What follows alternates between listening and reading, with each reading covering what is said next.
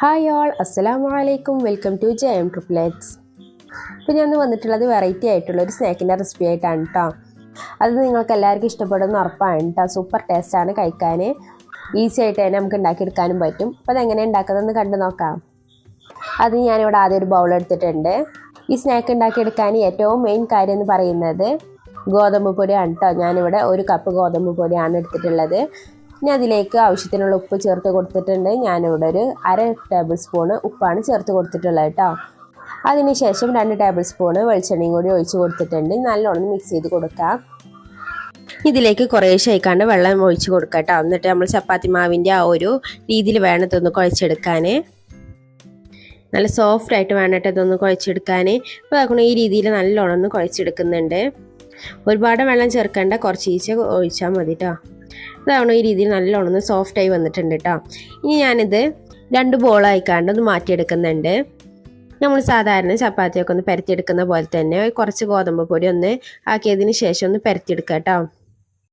ഒരുപാട് കനത്തിൽ പരത്തിയെടുക്കണ്ട കേട്ടോ. ഇതുപോലെ തിന്നിൽ വേണം കേട്ടോ പരത്തിയെടുക്കാൻ. അപ്പോൾ അതാണ് ഈ രീതിയിലൊന്ന് പരത്തിയെടുത്തിട്ടുണ്ട്. ഇനി ഇതിൻ്റെ സൈഡ് ഭാഗമൊക്കെ ഒന്ന് കട്ട് ചെയ്ത് മാറ്റാം. അതിൽ ആ ബാക്കി വരുന്ന ആ ഭാഗം നമുക്ക് അടുത്തതായിക്കാണ്ട് ഉണ്ടാക്കിയെടുക്കുമ്പോൾ ഉപയോഗിക്കാം കേട്ടോ. അപ്പോൾ ഞാനതോടെ മാറ്റി വെച്ചിട്ടുണ്ട്. ഇനി ഇതുപോലെ നല്ലോണം ഷേപ്പ് ചെയ്തെടുത്തിട്ടുണ്ട്. ഇനി ബാക്കിയുള്ള ഭാഗം ചെറിയ പീസസ് ആയിക്കാണ്ട് ഒന്ന് കട്ട് ചെയ്തെടുക്കാം കേട്ടോ.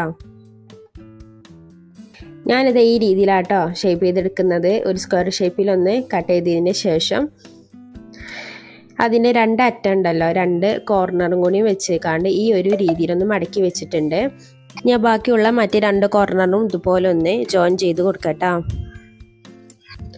അപ്പോൾ ഇതാക്കണം ഈ രീതിയിലായിരിക്കും കേട്ടോ വരുന്നത്.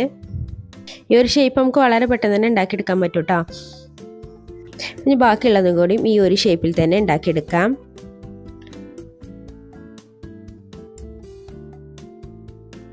അപ്പോൾ നിങ്ങൾ ഈ കണ്ടിരിക്കുന്ന സമയത്ത് നമ്മുടെ ചാനൽ ഇതുവരെ സബ്സ്ക്രൈബ് ചെയ്തിട്ടില്ല എന്നുണ്ടെങ്കിൽ ഒന്ന് സബ്സ്ക്രൈബ് ചെയ്ത് സപ്പോർട്ടാക്കാം കേട്ടോ.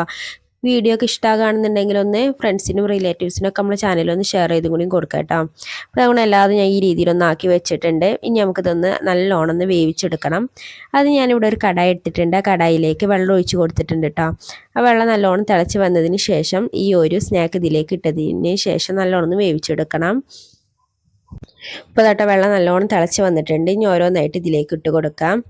ഇട്ട് കൊടുക്കുന്ന സമയത്ത് കണ്ടില്ല താഴേക്കായിരിക്കും കേട്ടോ വരിക. നല്ലോണം വെന്തതിന് ശേഷം ഇത് മുകളിലേക്ക് പൊന്തി വരും. ആ ഒരു ടൈമിലാണ് ഇതിൽ നിന്ന് കോരിയെടുക്കണം കേട്ടോ. സ്കൂളൊക്കെ വിട്ട് വരുന്ന കുട്ടികൾക്ക് ഈ ഒരു സ്നാക്ക് ഉണ്ടാക്കി കൊടുത്താൽ അവർക്ക് ഒരുപാട് ഇഷ്ടപ്പെടും കേട്ടോ. നല്ല ഹെൽത്തി ആയിട്ടുള്ള ഒരു സ്നാക്കാണിത്. കുട്ടികൾക്കൊക്കെ എന്തായാലും ഇഷ്ടപ്പെടുന്ന ഒരു ടേസ്റ്റിൽ തന്നെ ഇത് ഉണ്ടാക്കിയെടുക്കുന്നതും. അപ്പോൾ ഇതാക്കണം ഇതൊന്നും ഓരോന്നായിക്കാണ്ട് കോരി മാറ്റാം. നല്ല സോഫ്റ്റ് ആയിട്ടായിരിക്കും കേട്ടോ ഈ ഒരു സ്നാക്ക് ഇപ്പോൾ ഉള്ളത്. ഞാനിവിടെ ഒരു പാൻ എടുത്തിട്ടുണ്ട്. ആ പാനിലേക്ക് കുറച്ച് വെള്ളം ഒഴിച്ച് കൊടുത്തിട്ടുണ്ട് കേട്ടോ. ഇനി ഇതിലേക്ക് 2 ശർക്കരയാണ് ഞാൻ ചേർത്ത് കൊടുക്കുന്നത്.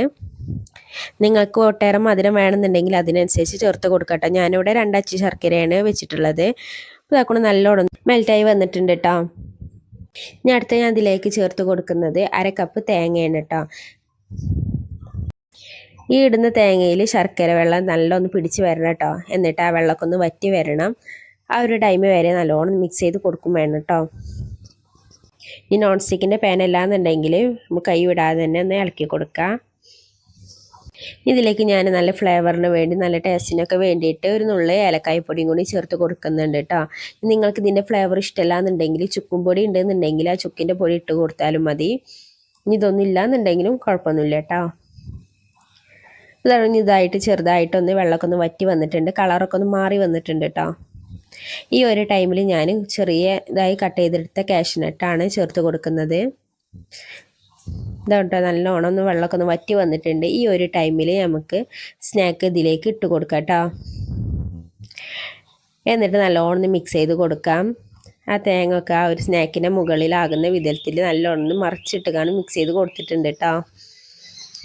എന്നിട്ട് കുറച്ച് നേരം കൂടി ഒന്ന് ഇതുപോലെ ഒന്ന് വേവിച്ചെടുക്കാം.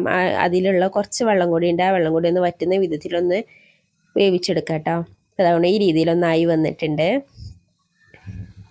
ഈ ടൈമിൽ നിങ്ങളെ കയ്യിൽ കറുത്ത എള്ളോ അല്ലെങ്കിൽ വെളുത്ത എള്ളോ ഉണ്ട് എന്നുണ്ടെങ്കിൽ ചേർത്ത് കൊടുക്കാം കേട്ടോ.